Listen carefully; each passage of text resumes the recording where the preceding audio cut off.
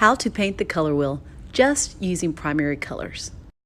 Supplies you'll need: cup of water, paper towel or old rag, extra paper just to test your colors on, paint brushes, and your acrylic paint. You'll be using the primary colors of red, yellow, blue, and also black and white. Go ahead and put about a quarter size amount of paint on your palette. Just place red, yellow, and blue there for now.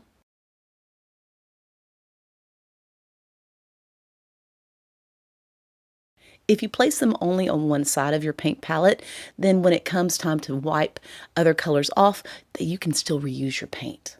So that's why I'm keeping everything to one side. So first, you're going to take your worksheet, or if you're at home, you'll do this in your sketchbook, and you're going to paint each primary color first. So red, yellow, and blue, just straight out of the bottle or tube. If you take a smaller brush and go around the edge, you can get a straighter line. Practice going around the edges of the shape as you fill it in. And then if you'd like to, you can use a bigger brush to fill in the inside of the shape. What I'm doing is I'm turning my paper so I'm able to get a better angle. Remember, you always want to pull the brush towards you. If you push it, it will ruin the bristles, so make sure you're pulling it towards you. To save my water, I take my old towel or a paper towel and I wipe off my brush first, and then I dip it into my water. That saves me extra trips to the sink. Now, I wet my next brush and I wipe it off to get rid of excess water, dip it in my paint, and I continue painting my shape. So I'm using two paint brushes, a smaller one for the outside and a bigger one for the inside. You can use just one brush if you like. All right, so I'm done with red and I'm going to move on to another color. Wipe it off my paintbrush, and then I'm going to dip it in my water, swish it out. Now you'll notice if your water starts to change colors, you need to go change out your water because you don't want it to affect the next color. My water looks pink. I don't want it messing up my next color, so I changed it out. I'm going to go ahead and start with blue this time, and I'm using that small brush again to cut around the outside of the shape, wiping it off, rinsing it off, and then using the bigger brush. So I'm trying to keep my water as clean as possible, and so I'm wiping off my brush each time before I'm dipping it in to rinse it off. This just gets rid of extra paint. All right, now moving on to yellow. It's really important to start off with clean water, so make sure to change it out if you have dirty water. Same thing again, cutting around the outside of the shape, pulling the brush towards me as I work. And then I will switch and continue filling in the shape. So go ahead and change out your water and get new water.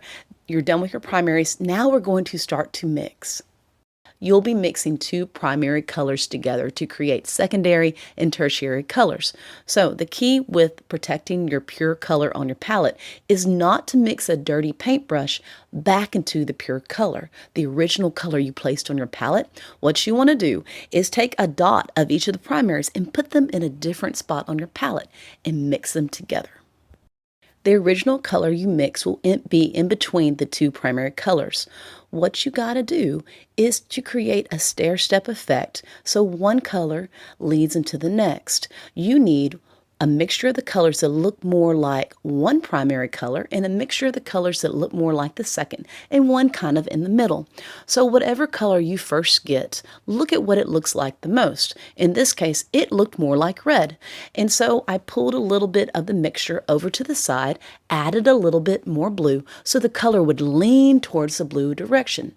What we're looking for is a transition from red to blue. That original first mixture of the two colors together is your guide on what direction you need to go. So this is how you use as little paint as possible to mix your colors. So what you want to get is you want to get one mixture that looks more like red, one mixture that looks more like blue, and one mixture that's in between. So this will be your violets. So the one that looks more like blue is my blue violet, and I'm going to stick beside the blue primary color. Still continue to try to pull the brush towards you and paint the edges as nice as possible. Make sure to mix all your colors before you begin painting, and that way one color transitions to the next. And if you need to make changes, it's easy to change them back and forth so that your color wheel is continuous. If you switch brushes, make sure to clean off the first brush before using the second. Try to make each section of paint as even as possible, so continue to add it. If you add another layer, that's okay. But you want to work fast because acrylic paint dries quickly. So I'm moving on to my next color. I'm using the one in the middle, and this is the violet, and I'm putting it in the space. I've switched to one paintbrush because this allows me to work more quickly, and continue to try to do my edges, and you'll find out fast if you like one brush better than the other, but continue to rinse it out, wipe it off as you work. The wonderful thing about having your color mixtures all laid out before you begin painting is that you can adjust them as you work. So in our color wheel, there are only 3 spaces for transitions between primaries. As you progress in your art career, you will find that there are many more variations of the colors as they transition between one primary than next. So looking back, I probably shouldn't have added more blue to make that more purple, but it works. It's just, it probably needed to stay where it was at. So it's trial and error as you go. So I do have a beautiful stair step, but the transition between that purpley red and the red, probably could have left it more red. So there you go. That's how you do it. You'll do the same thing between the red and the yellow and the yellow and the blue. So you'll pick your next mixture, but make sure before you start that you wash off brushes and you change your water so you don't change the colors that you're trying to mix. No one wants a weird looking purpley yellow when they were trying to make green. So, and you'll also want to clean off your palette. Do the best you can. Acrylic paint dries very fast. If you have placed all your original primary colors on one side, it'll be so much easier to clean your palette and create new mixtures without wasting more paint. So what I'm doing, I'm turning my paper so that will keep my hand from dragging through wet paint as I paint the next section. You can go with whatever primary mixture that you want. I'm choosing to use the yellow and the blue. And now I'm mixing, well, actually, I have mixed my next set of 3 colors. I forgot to video it. I didn't even hit record. But now I'm going ahead and I'm plugging them in. I have a yellow-green, and then I have a green and a blue-green. Like before, with the red and the blue mixtures, I can adjust if needed. Make sure to work fairly quickly since you have all 3 paint mixtures on your palette. Continue to pull the brush towards you. Rotate your paper so that you're able to get your paint strokes in the space without dragging your palm across wet paint.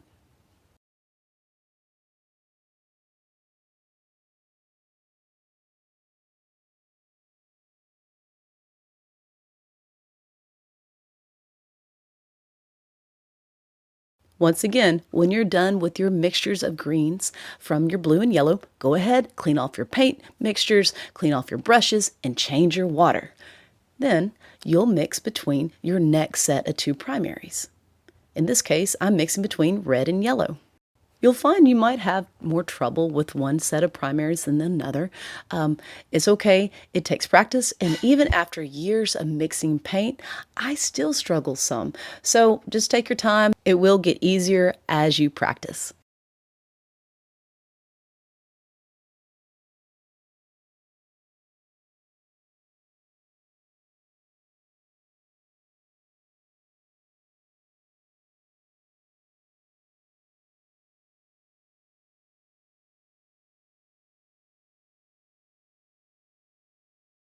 When you're done, go ahead and clean off your palette, your brushes, and change out your water. You'll need all 3 primary colors on your paint palette. So you'll need red, yellow, and blue because we'll be creating a brown from mixing the 3 together. You'll start with two of the primaries mixed together. Place a little bit of one and then add another. And it's going to change the mixture. And it's going to lean one to the other. See what it looks like. Okay, now it looks too much like green. Let's add some red. And you're going to go back and forth. Oh, now it's leaning towards red. So just pick one. Which one do you want to add? I'm going to add some yellow. Make sure you're not mixing any kind of the mixture color back into the original primary. I'm using the back of my paintbrush to keep on adding paint. If you want to do that, it works really well. And then now I'm looking at it, I'm like, it's leaning too much towards the red yellow. Let's add some blue. And you'll go back and forth until the mixture of your color looks like none and looks like all of the primaries at the same time. So it's starting to transform. So now I might have a little bit more blue than I need. I added a little yellow. I'm going to add a little red. It's going to go back and forth until it looks like it's not quite any of them, but it could lean towards some of them, back and forth until you find a color brown that you're not quite sure what color it leans more towards. Once you get that brown, you're going to place it in the triangle in the middle of your color wheel.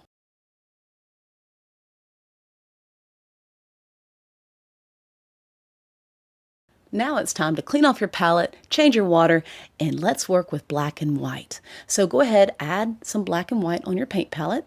And in the first small space beside the brown triangle that you just painted, you'll place black or white. Doesn't matter. I'm choosing to go with black, and I'm just painting it straight into that little space.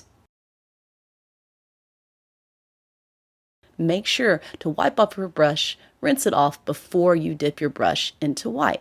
Now I'm going to paint white into that next section. I understand my paper's white, but I'm going to paint it anyway. Sometimes the white of your paint looks different than the white of your paper. Since we're using paint to show transition between black, white, and gray, go ahead and paint it. Now, take a little bit of the black and put it on your palette, and then add a little bit of the white. You're going to mix them together to create a gray that looks like it's right in the middle between the two. You can adjust if needed, and so I got my gray, and I'm going to paint it in the last space.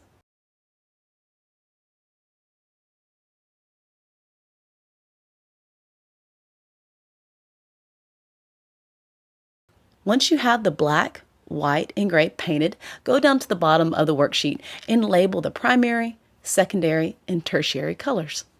There you go. You've mixed a color wheel. Congratulations.